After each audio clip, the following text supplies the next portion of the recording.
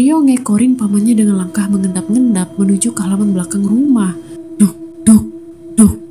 Suara itu terdengar semakin jelas guys. Setibanya di pintu penghubung ke halaman belakang, Rio sama pamannya segera melihat apa yang sedang terjadi guys. Dan kalian tahu apa yang mereka lihat? Rio kaget dong dan lemas ketakutan saat melihat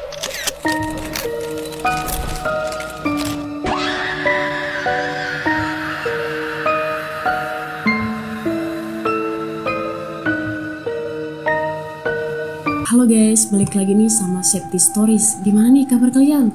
Semoga baik-baik aja ya. Dan yang penting tetap waspada, karena seperti biasa di sini kita bakal ngulik kisah-kisah nyata yang bikin bulu kuduk merinding nih guys. Yang mungkin aja bisa terjadi di sekitar kita atau bahkan mungkin kalian pernah ngalamin sendiri nih.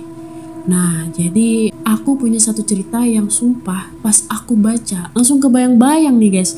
Ini tentang pengalaman seseorang yang berhubungan sama sesuatu yang nggak seharusnya ada nih guys. Siap-siap ya, karena cerita kali ini berjudul Pocong di Kursi Roda, Teror Mayat Bergentayangan di Rumah Paman. Duh, dari judulnya aja udah bikin kita deg-degan kan? Penasaran gimana nih ceritanya? Ayo langsung aja kita mulai nih guys. Jadi cerita ini datang dari seorang teman kita, sebut saja namanya Rio. Jadi ini kejadian nyata yang dialami sama Rio dan keluarganya beberapa waktu lalu nih guys. Siap-siap ya, karena ini bakal panjang dan ya bikin tegang guys. Suatu siang Rio ini dapat kabar yang nggak enak banget dari pamannya. Kakaknya Rio yang namanya Rina itu kecelakaan motor di Jogja guys. Rina ini kuliah di sana dan karena kecelakaan itu dia harus dirawat di rumah sakit guys. Karena pamannya di Jogja, Rina mutusin buat tinggal di rumah paman Rio selama masa pemulihan.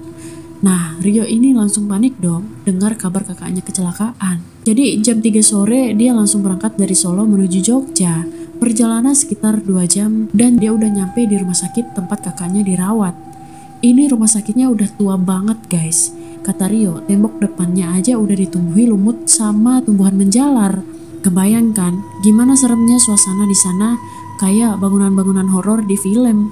Rio langsung markirin motornya dong. Terus dia sempat ngelihat bangunan rumah sakit itu. Dia ngerasa ngeri, tapi dia berusaha ngilangin rasa takutnya dengan berdoa dan mikirin kondisi kakaknya guys.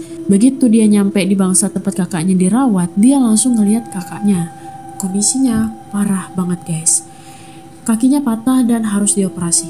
Jujur, pas Rio cerita ini, aku ikut ngerasa sedih banget guys.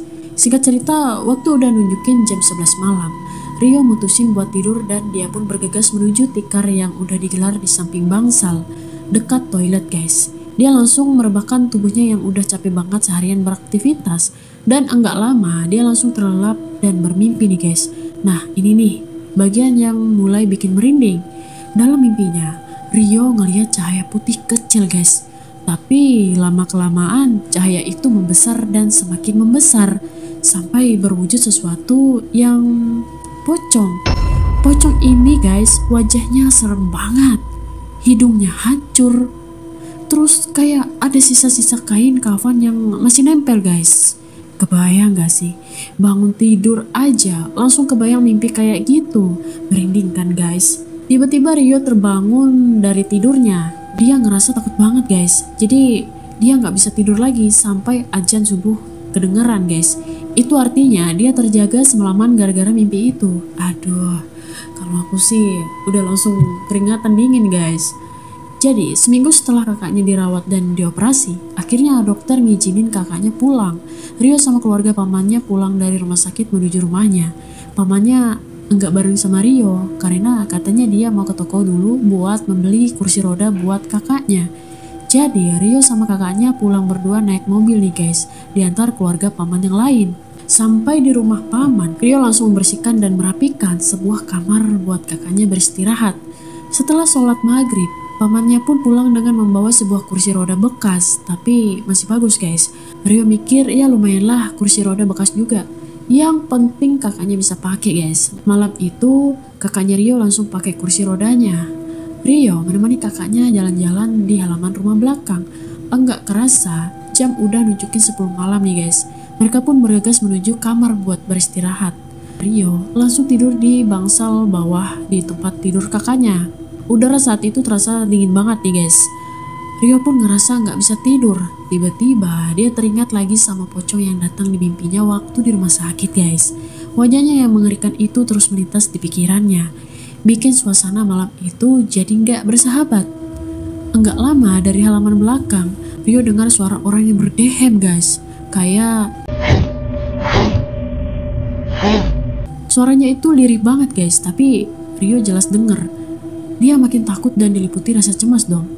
Terus tiba-tiba ada suara lagi nih, seperti benda yang dibenturkan ke tembok. Duk, duk, duk.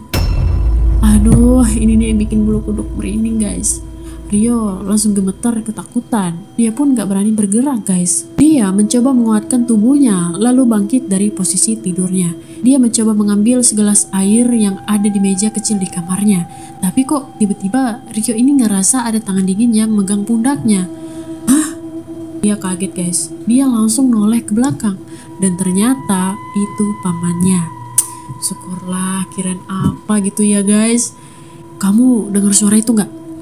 Kata pamannya nih, tanya. Rio nggak ngangguk, nggak juga ngegeleng. Dia cuman diam, saking takutnya guys. Pamannya yang ngelihat Rio ketakutan langsung ngajak ke Rio nih. Ayo kita lihat, kata pamannya tadi. Rio ngekorin pamannya dengan langkah mengendap-endap menuju ke halaman belakang rumah. Duk, duk, duk. Suara itu terdengar semakin jelas guys. Setibanya di pintu penghubung ke halaman belakang, Rio sama pamannya segera melihat apa yang sedang terjadi guys. Dan kalian tahu apa yang mereka lihat? Rio kaget dong dan lemas ketakutan saat melihat sosok pocong dengan kain kafan kumal guys, sedang duduk di kursi roda kakaknya, membenturkan kepalanya ke arah tembok rumah guys. Wajahnya tampak membusuk, mata, hidung, dan mulutnya tercumpal kapas yang mulai membengkak. Saat melihat itu, tubuh Rio terasa lemas, seperti nyawanya juga ikut lepas dari tubuhnya. Dan ketika tersadar, Rio sama pamannya langsung lari menuju ruang tengah. Rio teriak-teriak minta tolong, berharap ada yang dengar guys. Tapi nggak ada yang keluar. Akhirnya Rio jelasin ke pamannya kalau baru saja dia pergi ke tempat kakaknya guys. Berarti itu bukan kakaknya di kursi roda. Lalu siapa? Sementara itu pamannya Rio juga pergi ke tempat seorang kiai buat meminta tolong. Padahal saat itu udah jam 2 malam guys. Kebayang gak sih guys gimana paniknya? Selang beberapa menit pamannya Rio kembali datang ke rumah bersama seorang kiai. Kiai itu langsung menuju halaman belakang tempat kursi roda kakaknya disimpan. Dan begitu melihat, Kiai itu langsung berdoa. Dan kalian tahu, kursi roda itu bergerak-gerak sendiri. Padahal nggak ada yang nyentuh. Aduh, ini dia yang bikin merinding banget guys. Setelah selesai berdoa, Pak Kiai langsung bilang ke pamannya Rio kalau kursi roda itu merupakan kursi roda bekas kecelakaan oleh pemiliknya terdahulu.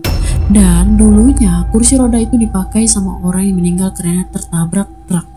Jadi kursi roda ini menyimpan energi yang enggak baik. Kiai bilang jangan pernah pakai lagi kursi roda itu kalau enggak mau menemui kejadian yang sama. Sebaiknya kursi roda itu secepatnya dilabuh ke Sungai Bengawan Solo, kata Kiai itu guys. Mendengar itu, Rio dan pamannya langsung mengangguk setuju. Setelah selesai sholat subuh, Rio sama pamannya langsung menaiki sebuah mobil pickup menuju Bengawan Solo. Sesampainya di sungai, matahari udah bersinar guys, menandakan pagi mulai menjelang. Dan tanpa menunggu lama, Rio sama pamannya langsung membuang kursi roda berhantu itu ke Sungai Bengawan Solo. Setelah kejadian itu, kakaknya Rio sekarang udah sembuh dan bisa kuliah lagi guys. Dan mereka nggak pernah lagi ngalamin kejadian aneh-aneh di rumah itu lagi. Nah guys, gimana nih? Merinding gak? Cerita ini benar-benar nunjukin kalau hal-hal itu di luar nalar dan kadang ada di sekitar kita guys. Bahkan di benda-benda yang nggak kita duga. Pesan moralnya, kalau mau beli barang bekas, mendingan kita cari tahu dulu nih asal-usulnya ya kan. Jangan sampai kita ngalamin hal-hal yang sama kayak Rio ini tadi. Nah, jadi itu dia kisah nyata yang bikin kita merinding hari ini guys. cerita pocong di kursi roda. Ini benar-benar ngasih pelajaran ya, kalau dunia ini nggak cuma tentang apa yang kita lihat aja. Ada banyak hal-hal di luar nalar yang mungkin aja bisa kita temuin kapan saja nih guys, dan di mana saja. Gimana nih menurut kalian tentang cerita ini? Pernah punya pengalaman serupa atau dengar cerita yang lebih serem? Jangan ragu buat share di kolom komentar di bawah ya. Siapa tahu cerita kalian bisa jadi inspirasi buat episode Septi Stories selanjutnya nih guys. Jangan lupa juga buat like video ini kalau kalian suka. Share ke teman-teman kalian biar makin banyak teman-teman yang tahu cerita horor nyata, dan yang paling penting subscribe channel Septi Stories biar kalian nggak ketinggalan setiap cerita-cerita baru yang pasti bikin bulu kuduk kalian merinding nih guys. Aktifkan juga lonceng notifikasinya ya, biar kalian langsung dapat notif setiap kali aku upload video baru. Ingat, selalu waspada dan jaga diri baik-baik karena hal-hal misterius itu bisa datang dari mana aja. Sampai jumpa di video Septi Stories selanjutnya. Bye bye.